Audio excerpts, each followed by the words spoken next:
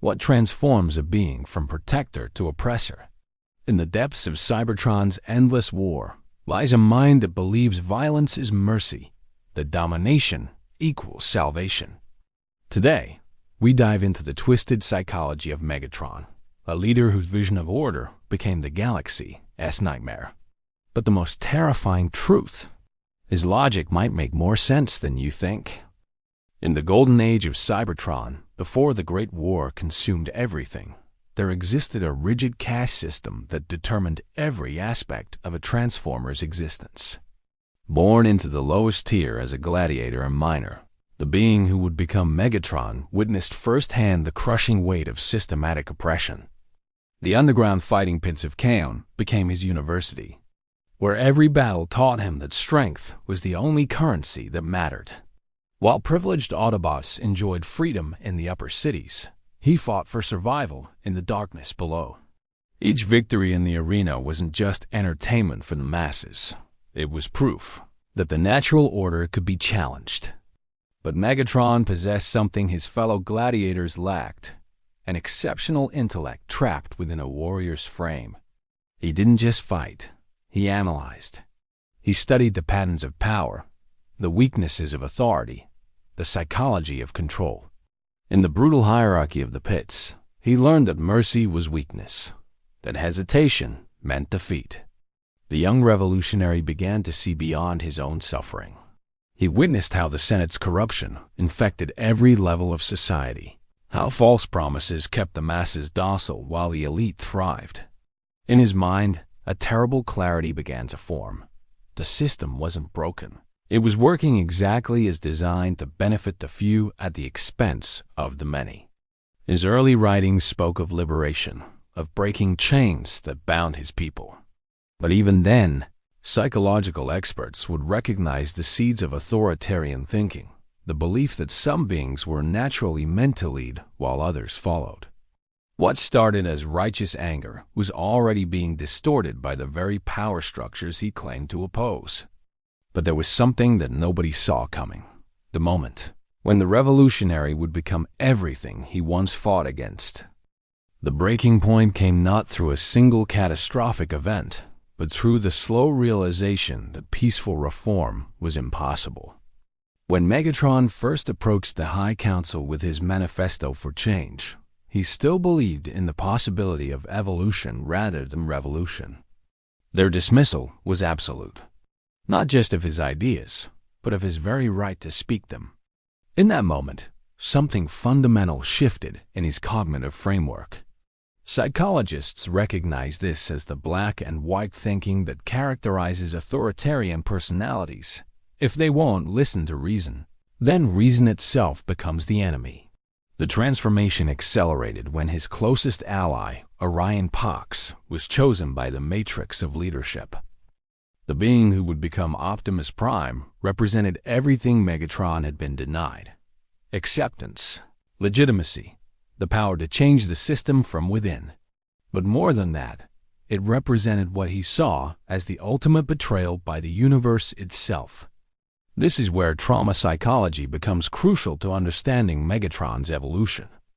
His brain, already primed by cycles of violence and oppression, began to reframe every setback as validation of a darker worldview.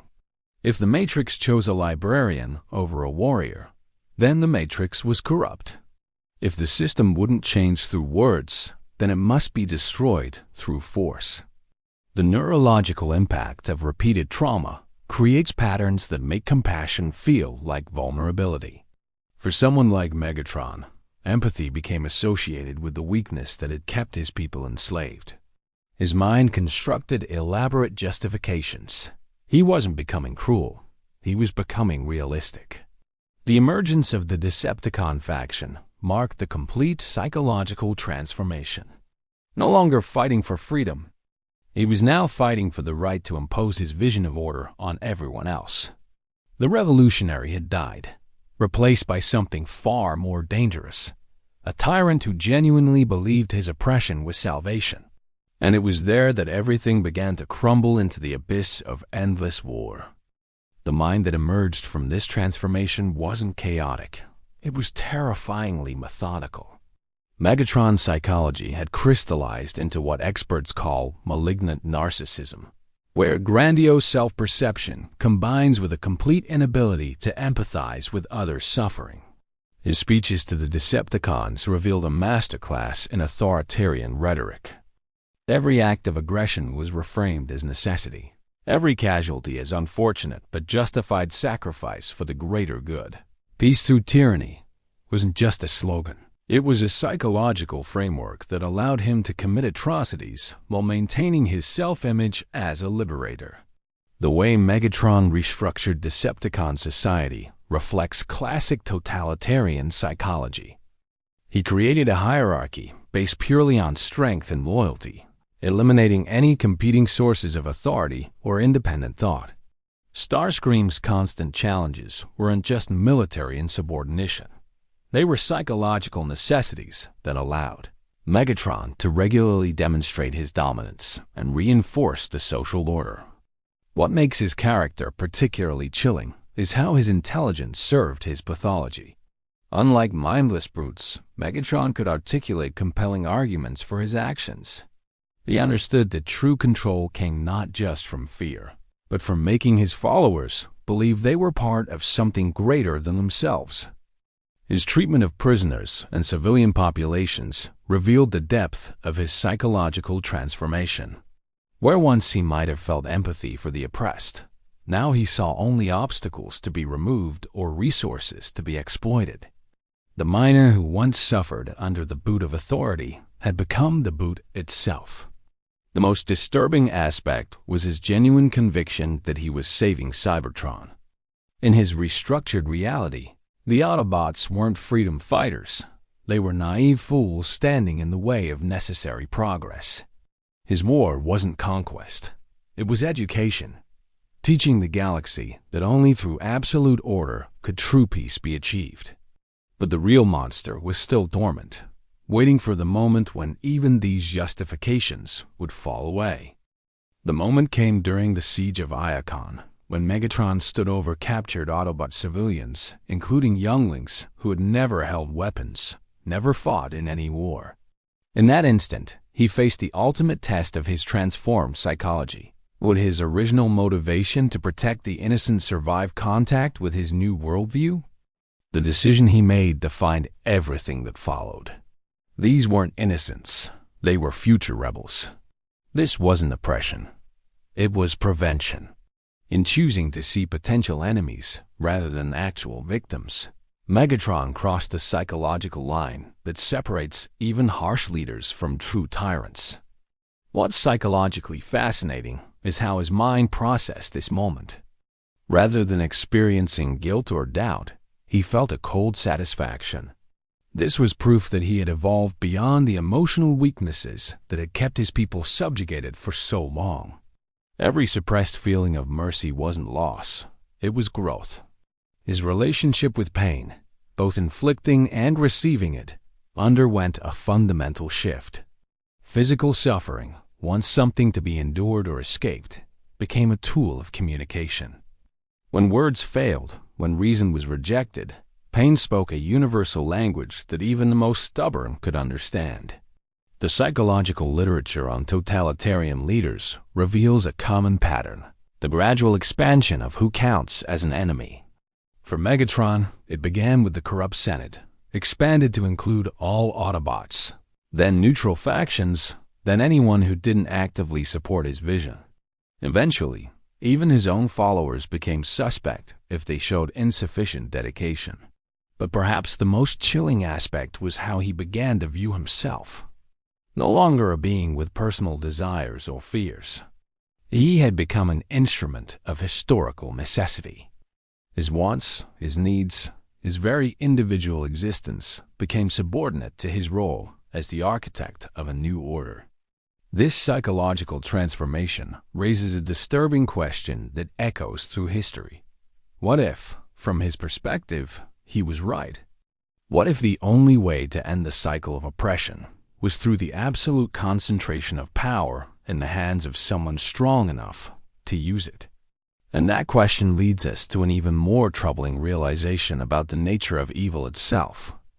Modern psychology has extensively studied the minds of those who commit atrocities in the name of ideology. Megatron's psychological profile matches almost perfectly with what researchers call idealistic evil, the most dangerous kind because it comes wrapped in genuine conviction. Dr. Albert Bandura's research on moral disengagement explains how intelligent individuals justify harmful actions. Megatron exhibited every mechanism: euphemistic labeling, calling conquest liberation; advantageous comparison, framing his actions as lesser evils than continued oppression; and displacement of responsibility, claiming he was merely responding to Autobot aggression. The neurological basis of his transformation can be understood through studies of trauma and power. Repeated exposure to violence literally rewires the brain, making aggressive responses feel natural while peaceful solutions seem naive.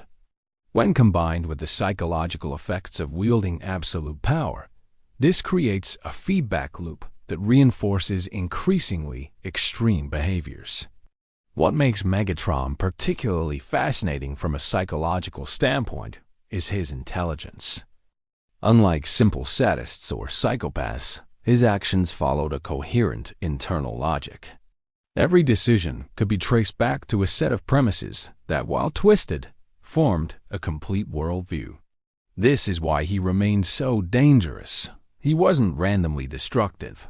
He was systematically restructuring reality according to his vision. Comparative analysis with historical figures reveals striking parallels. Like many real-world tyrants, Megatron genuinely believed he was saving his people from a worse fate. His ability to articulate this vision, to make it seem not just logical but inevitable, was perhaps his most dangerous weapon. The psychological concept of splitting, seeing everything in absolute terms of good and evil, dominated his thinking. There were no shades of gray in Megatron's universe, no possibility for peaceful coexistence or gradual reform. This binary worldview made every conflict existential and every compromise impossible. But here's what's truly terrifying. When examined within his own framework, his actions made perfect sense. If you accept his premises about the nature of power and the inevitability of conflict, then his methods become not just understandable, but logical. This wasn't madness.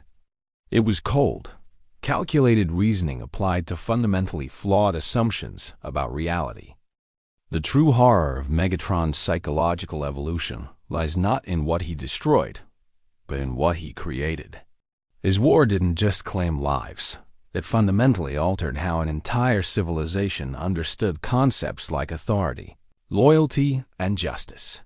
The trauma he inflicted echoed through generations, creating cycles of violence that outlasted any individual battle. From a psychological perspective, Megatron succeeded in ways that pure military conquest never could have achieved. He didn't just want to rule Cybertron. He wanted to transform how Cybertronians thought about power itself. Every Autobot who compromised their principles to fight him, every neutral who chose sides out of fear rather than conviction, was proof that his vision was spreading. The most chilling aspect of his legacy is how it validates certain aspects of his worldview. The endless war did prove that peaceful coexistence was difficult, that sometimes force was necessary to protect the innocent, that idealism without power was often ineffective. His methods were monstrous, but some of his observations about the nature of conflict weren't entirely wrong. This creates a psychological paradox that resonates beyond fiction. How do we oppose tyranny without becoming tyrannical ourselves? How do we maintain our principles when fighting those who have abandoned theirs? Megatron's greatest victory might be the questions he forced others to confront about the nature of justice and the price of peace. The cyclical nature of his story, reformed villain becoming tyrant again, temporary allies becoming eternal enemies, reflects deeper truths about trauma and healing. Some psychological wounds are so deep that they reshape the fundamental architecture of the mind. Recovery isn't impossible, but it requires confronting not just actions, but the entire worldview that made those actions seem necessary. Modern psychology suggests that beings like Megatron are both products of their circumstances and responsible for their choices. His background explains his transformation but doesn't excuse it. Understanding the psychology of tyranny doesn't mean accepting it. It means being better prepared to recognize and resist it. Perhaps the most profound question his character raises is about the nature of redemption itself. Can someone who has crossed certain psychological lines ever truly return? Is the capacity for that level of systematic cruelty something that can be healed, or is it a permanent alteration of the soul? But maybe. He wasn't the only one capable of such darkness lurking in the shadows of consciousness.